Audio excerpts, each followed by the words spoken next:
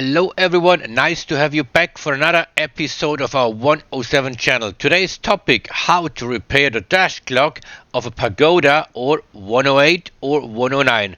First time ever I had such an expensive car in my workshop, and it really looks nice. Car looks like a gem. It is a 280 SL Pagoda W113. The clock, which is at the left of the glove department, stopped working all of a sudden. Actually, it was quite easy to unbolt it. Few tools are needed. I opened it and found the culprit quite easily. We start right after the introduction.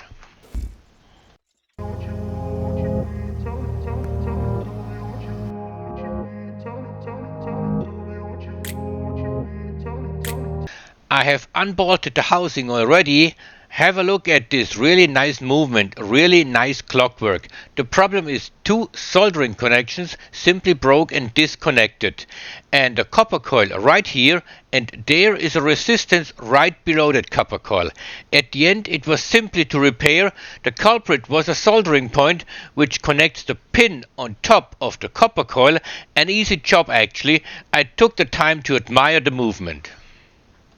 It only needs 3 wires. The brown one here is for illumination. Right here is the light bulb for it once you switch on your lights. To change the bulb you need to lift this arm to get access to the bulb to change it. The resistance is right here. To get to it you need to take off this board, which is kept in place with these 3 tiny nuts, but you need to be careful since this propelling shaft, I cannot say drive shaft, way too small actually, is being lifted off as well with the board. See, right here it is getting tricky. This plate right here is being lifted off as well, since the escapement assembly is right here. You need to bend this tin lip aside some 3 millimeters to the left, since it is locking the escape wheel of the movement assembly in place. Like this you gain access to that resistance which is below that copper coil. The resistance crumbles over time with age. You can easily solder a new one into place. But in most cases, the main reason for malfunctioning is this very soldering point. Once I melted some pewter on it, it worked instantly. Let us test its functioning. Connect that pin with 12 volts plus and that one with minus. See that wheels turning all? A wonderful mechanism.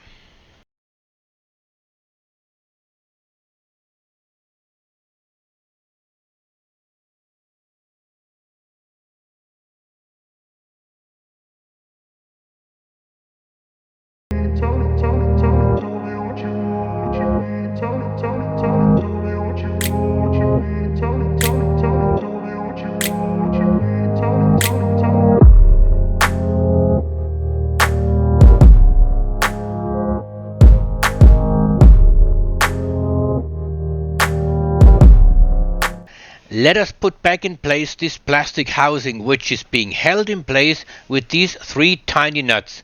They also keep the top board in place, which you have to remove to get to the resistance which is sitting under the copper coil. Remember, we now put the cover back in its place.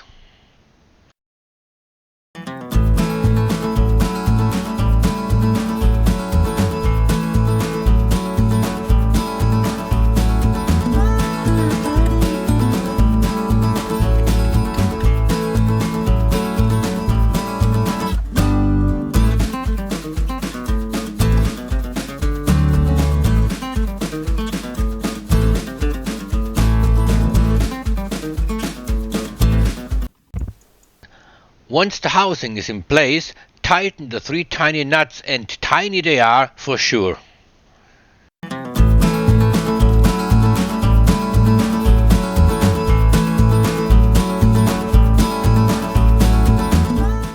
An easy job it was. Change that tiny resistance, melt a drop of pewter on that soldering point. We are talking about a dime or 20 pence, and a half an hour of time to fix that dash clock. We have just saved some 200 quid in repairs. If you send it to a specialized workshop, a watchmaker with a steady hand, you get a steep bill for sure. I'm really proud of myself. I'll grab the spare part catalog of my 107 and have a look what I could buy instead. Sometimes they do have a deviation of several minutes a day, but this is a job for a watchmaker to adjust the regulator pins of the hairspring to alter the active length of the spring. This is a watchmaker's job for sure, to adjust the swing rate. I talk like a Swiss watchmaker, don't I? Hope you have liked it. See you around for another episode next time. Bye bye everyone.